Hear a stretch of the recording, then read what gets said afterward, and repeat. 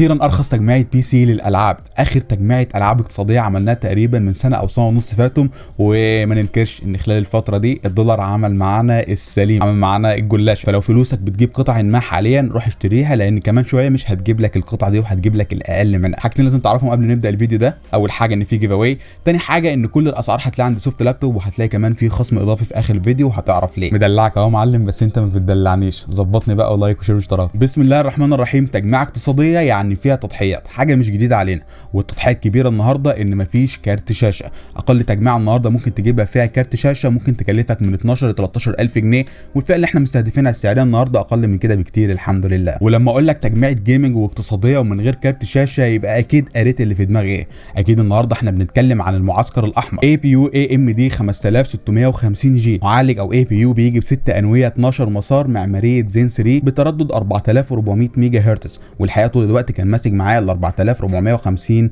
ميجا هرتز. مدمج معاه فيجا 7 او 7 انويه لمعالجه الرسوميات بتردد 1900 ميجا هرتز. سعر المعالج ده حاليا 4750 جنيه مصري، وهقول لك على بديل ارخص منه في اخر الفيديو. نصيحه ذهبيه يا معلم، وهي ان وانت بتركب البورد بتاعتك او التجميعه بتاعتك اوعى تبقى شايل حاجه وانت بعيد عن البورد كده، وحتى لو مسمار ممكن لو وقع لا قدر الله يقطع مسار من على البورده. ممكن معالج زي ده يتكسر سنانه وكمان يقطع لك مسار من على البورده. ولكن لما تكون ايدك قريبه كده احتماليه حدوث المشاكل بتبقى قليله، حتى لو اتزحلق ممكن اصلا ما يحصلش اي مشكله من الاساس. بس كده يا معلم، مش عايزين نمسح شويه المعجون دول عشان دول اخر معجون اصلا عندي، فهنركب على هذا الوضع. بس كده تمام قوي ونقفل. عظم. التضحيه الثانيه وهي المذر بورد. اكيد حتى مش هطلع للبي 550 لان شبح البادجت بيطاردنا في الوقت الحالي، فانا اخترت الايسوس الاي 520 الام كي. بورد ناشفه مفيش فيها اي نوع من انواع الترفيه، مش مطلوب منها بس غير ان هي تجمع لك القطع وتشغلها لك وتؤدي مهامك اليوميه الاساسيه. بتدعم تركيب اس اس دي ام دوت 2 وب 1600 جنيه بس. ما انكرش في الوقت الحالي ان انت ممكن تجيب البي 450 الايسوس الام كي بسعر 2200 جنيه تقريبا، وهتديك امكانيه لكسر سرعه الكارت والمعالج. ولكن احنا هنا كده بنزود البادجت واحنا عايزين نقلل على قدر الامكان، خصوصا ان انا اخترت رامات ما هياش رخيصه، هي رامات متوسطه.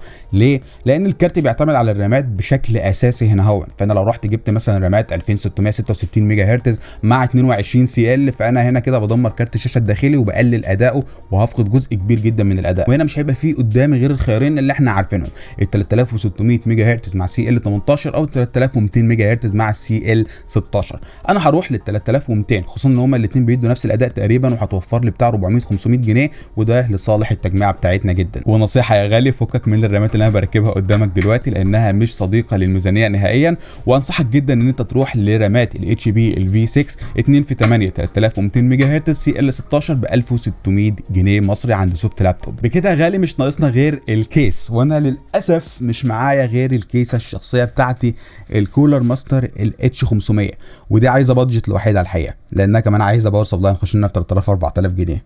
مع السلامه يا غالي، انت دلوقتي تركني في سلام. ولكن الخبر الجيد ان منتجات انتج حاليا موجوده، وانا مجرب قبل كده في كذا تجميع منتجات انتج الاقتصاديه بتادي اداء وبتدي لك قيمه مقابل سعر محترم. وحاليا في كيسات مشد من قدام وادرسها بالار جي بي، وكمان بتيجي باور سبلاي 550 واط. هتلاقي في 3 اشكال ممكن تختار ما بينهم عند سوفت لابتوب، وسعرهم 1900 جنيه مصري. اي نعم مش هتعرف تتحكم في سرعه المراوح في الفئه دي، ولكن ده افضل اختيار بالنسبه للناس اللي بتجمع في الفئه الاقتصاديه والفئه كمان المتوسطه. احنا في المرحله دي قدامنا خطوتين لازم نعملهم مهمين جدا علشان ناخد افضل اداء وما يبقاش تجربه الاداء بتاعتنا متدمره. نروح عند البايس ونروح عند الاي اي تويكر، وعند اول اختيار ده هنخليه دي او سي بي، وهنختار سرعه الرام العاليه. انا هختار هنا 3200 ميجا هرتز عشان دي اللي هتحاكي الرامه اللي انت هتجيبها بنفس التايمنج بتاع سي ال 16.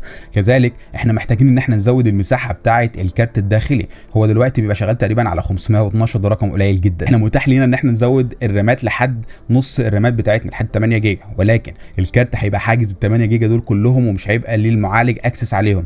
بالتالي لو انت بتلعب لعبه ومعظم الالعاب حاليا بتسحب اكتر من ال 8 جيجا، ده هيعمل بوتل نيك، وانت عارف القصه اللي انا حكيتها زمان قبل كده، دروب فريم وتجربه سيئه، وده اللي حصل معايا فعليا. فالافضل انت تخليك ناحيه ال 4 جيجا بايت. يلا بينا يا معلم نشوف الاداء، وخلينا نخش بقى ايه على الجامد على طول. لعبه تقيله زي سايبر بانك على اقل الاعدادات، دقه عرض 1080، تفعيل اف اس ار 2.1 على البرفورمانس مود، اخدت متوسط فريمات 37 فريم. شادو اوف ذا تومب رايدر برضو على 1080 اقل الاعدادات. تفعيل الاف اس ار اخدت 38 فريم في المتوسط. اما لعبه زي لعبه ريد ديد ريديمشن 2 على اقل الاعدادات تشغيل اف اس ار 2 على البرفورمانس 33 فريم في المتوسط. لعبه زي فورتنايت على اقل الاعدادات برفورمانس مود 95% 3 دي ريزوليوشن وممكن تقلل عن كده شويه، اخدت متوسط 105 ل 120 حسب المكان اللي انا فيه. فالورنت اقل الاعدادات وصلت لحد 160 فريم في الثانيه. الحقيقه اداء التجميعه دي مبهر جدا، خصوصا ان كل الاختبارات دي على دقه عرض 1080. انت ممكن تنزل شويه وتاخد فريمات اكتر ناحيه ال 40 وال 50 فريم. كذلك ممكن تخلي الاف اس ار بروفايل على الالترا بيرفورمانس، ولكن انا ما عجبنيش ان في حاجات ساعات مثلا بتختفي من المشهد، ما بتبقاش ثابته بصراحه، وانا عايز تجربه مستقره وجميله للعين، مش هرضى باي تجربه الحقيقه. ولكن يا صديقي العزيز للاسف في عناوين مش هتعرف تاخد فيها تجربه كويسه على 1080 زي قصه الطاعون او بليك تالي بقى منطقه غلط، مش عارف ليه الحقيقه مش عارف انطقها، مع ان في حد قعد يقول لي على اسمها تقريبا يوم كامل وانا برضو مش عايز اتعلقها معايا. المهم ان اللعبه دي مش بتدعم الاف اس ار، هي بتدعم الدي ال اس اس بس، فللاسف الشديد علشان تاخد دقه كويسه مش هيكون على 1080، على دقه 900 بي هتاخد 35 فريم في المتوسط تقريبا، وده برضو رقم ممتاز والدقه مقبوله ما هياش سيئه. احنا بنتكلم ان احنا هنا مفيش كارت شاشه خالص، لكن لو ربنا كرمك في المستقبل وحبيت ان انت تحط كارت شاشه فالمعالج ده هيسد معاك 20 60 30 50 30 70 تي اي، مش هيقول لك لا، وهيدي لك اداء مقارب جدا لل 5600 وليس نفس الاداء. وسبب الجوهري هنا هو فرق الكاش ميموري، هنا الليفل 3 كاش 16 ميجا، ال 5600 اكس 32 ميجا الكاش ميموري او ليفل 3 كاش ميموري بتاعه، فده السبب الجوهري في فرق الاداء. سعر التجميع اللي قلت لك عليها دي 10300 جنيه قبل الخصم، مع استخدام وحده تخزين 120 جيجا بايت من اتش بي بضمان فينوس. وليه بضمان فينوس؟ علشان تاخد كاش باك 400 جنيه، يبقى سعر التجميع 9800 جنيه. ممكن توفر شويه في المعالج وتجيب الاخ الاصغر ال 4650 جي، وده هيوفر لك 1000 جنيه كاملين، يعني هتبقى السعر 8800 جنيه. هل تجيبه ولا لا؟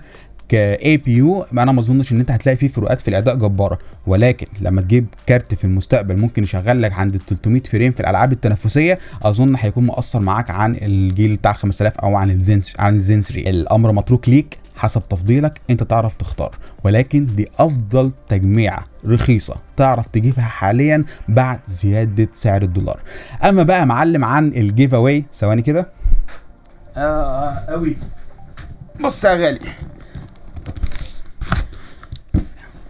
في بيانات بتبان؟ لا مفيش بيانات بتبان، حلو قوي كده. الكرتونه الصغيره دي فيها بورده ومعالج وكارت شاشه للتجميعه الجايه، وهتبقى تجميعه متوسطه ان شاء الله. خمن بقى ايه اللي جواها يا معلم، ولو خمنت اللي جواها صح هتكسب الماوس ده لوجيتك الجي برو الوايرد، ما هواش النسخه الوايرلس عشان برضك ما تبقاش يعني موهوم، ولكن النسخه دي على فكره غاليه ما هيش رخيصه، سعره تقريبا 1300 جنيه في السوق حاليا. فلو انت جوه مصر برضو عايز اقول لك ان الجيف اواي الجاي ان شاء الله هيبقى متاح للناس كلها اللي جوه مصر واللي جوه ايه اللي انا بقوله ده، انا تعبت تقريبا خلاص من الحراره هيبقى متاح للناس اللي جوه مصر وبره مصر. كان معكم نبيل، سلام.